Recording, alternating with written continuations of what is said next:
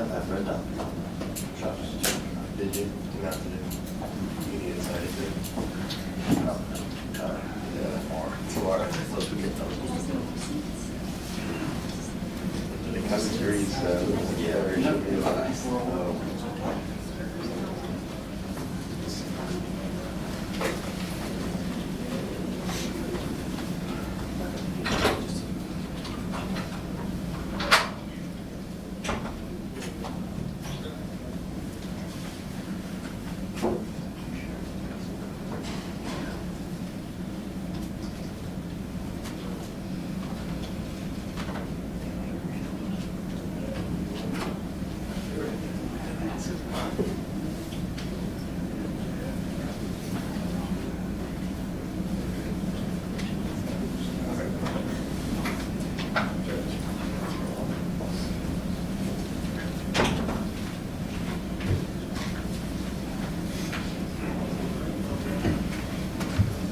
About a minute out.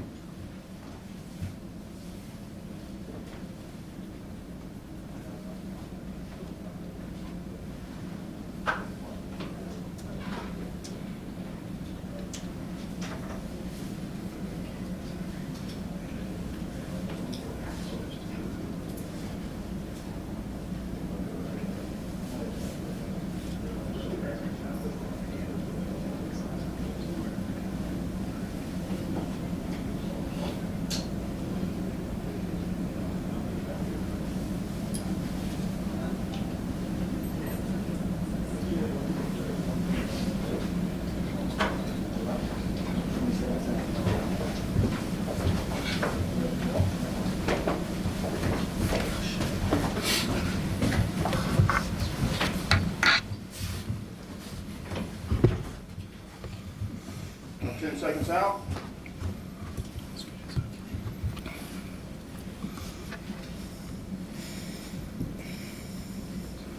Sheriff.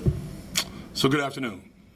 I'm Sheriff T.K. Waters, and today, along with members of JSO's homicide unit, I announce the arrests of Keith Johnson, Donnell Larkins, Gerard Sykes, and Keith Fields for the January 24th shooting that tragically ended the young life of 7-year-old Breon Allen Jr. That shooting also seriously injured Lafayette Mango. The detectives standing with me have worked tirelessly to build the cases that have led to these arrests. These suspects have all been arrested for second-degree murder, conspiracy to commit murder, and attempted second-degree murder. At 24, 20, and 18 years of age, respectively, Sykes, Larkins, and Fields are all documented gang members. Johnson is a 21-year-old documented gang associate. On the screens behind me, you'll see them being walked over this morning to be charged. 2 days after this tragic event, I visited with Breon Allen Jr.'s grieving parents. And during that meeting, I promised them that this agency would do everything in its power to bring the perpetrators of this senseless and horrific violent crime to justice. We've only just begun. This is an ongoing investigation, so there's very little that I will share about the facts and the circumstances of this case. But what I can tell you is this. This murder was a culmination of escalating violence between two rival street gangs, or street groups. It was a targeted, planned act, one with which during the murders clearly saw Breon walking innocently with the intended target, Lafayette Mango. With these arrests, the first chips fall in this investigation, but they won't be the last. There are other individuals who planned and participated in this heinous act. We know who they are, and our investigators are building strong evidentiary cases against those perpetrators. They will be arrested, and they will face the justice system. I want to take this opportunity to speak directly to those who continue to use violence to glorify violence in our community. This is not a game. Innocent people in our community. There's no community. And JSO will not rest. And the good people of the city are free. We're going to come for you. That's a promise. We won't rest. We'll not tire. You will be held accountable. To Breonna Allen Jr. parents, this agency stands with you. Jacksonville stands with you. This community will not submit to brutality. The loss of one life is one life too many, especially one as precious as Breon's. Now's the time for accountability. So at this time, I'll answer any questions that I can that don't impair the investigation as we move forward. Sheriff, I know that you sent out a statement already about the video that was circulating online in reference to this case, but do you feel the video helped or aided in making an arrest in this case? Which one is that, dear? The one that was going around, I think like Evo Promo had it on their platform and someone was sharing it several times on Facebook in regards to you having someone. No, that all this stuff was in the process and being done at the time. I'm not real familiar with Duval Promo, but this stuff was already in progress of being done. Sheriff, the weekend after the shooting, we went to a scene where there was SWAT out at Sycamore Street right off of Moncrief. Just wanted to see if that happened to be related. I think one of the sergeants on the scene told us that they were working some sort of gang-related case. I wouldn't be able to tell you right now from where we stand, and if it was, I probably don't want to comment. I want to make sure that we keep the integrity of this investigation as tight as possible. Sheriff, with 4 of these people arrested already, what does that mean for the greater gang scene in Jacksonville just immediately with having them off the street? Now, I think what it means for the community is most important. That they can't hurt anyone else. These guys don't operate with just one target. They do this stuff continuously, over and over and over again. Those 4 won't. And there's more coming, and we're going to stop those guys from being able to do that also.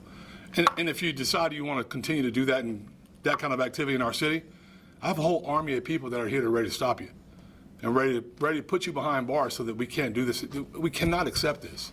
This is completely unacceptable. And it just frustrates me a little bit because this should not have happened, but we're heavily focused on this issue. Sheriff, how do you think this little boy will be remembered in this city? You don't ever want to remember anyone like this. What you want to remember is his parents, the good times, the wonderful things that they shared, his football career, his athleticism, a sweet young man who had a very, very, very bright future. That's the best way that I can put it. I don't know if there's any way to really express the impact of such a loss. Unless you've been through it, you have no idea. No concept of what it's like. They do.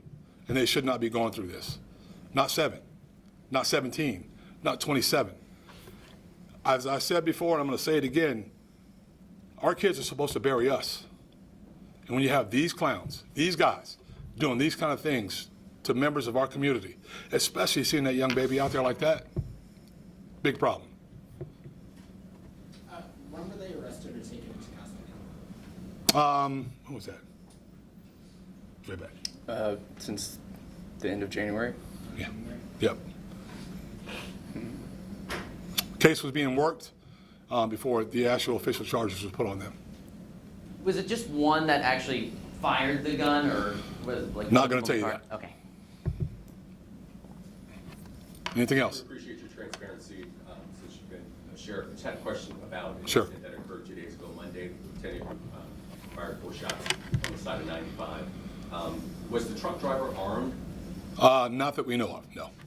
That case is still under investigation, but not that we know of. Do you know the nature of the shoulder injury that he sustained and whether it had anything to do with the accident that occurred or whether it was something that occurred with him? So all that's part of the investigation, Tarek, and we're still looking into the details of it and what happened, and we're still waiting to hear from the officer who has the opportunity to whether he just has to decide whether he wants to make a statement or not. My last question for you. Do you have any information about the position of where the officer was when he fired his weapon? What was the evidence indicate, not what the officer said? But what I do not. So I'm going to tell you this. I was out of the office the last couple of days. The undersheriff and the director of investigation and Homeland Security were working that case. I don't know where he was, but that's all part of the updating and briefing that I'm going to get. He was a sharpshooter and he missed. It's kind of, there's nothing you can say about it. Yeah, that's all I can give you right now. I can't speculate, Tarek. Thank you. Hey, Sheriff. All right, thank you.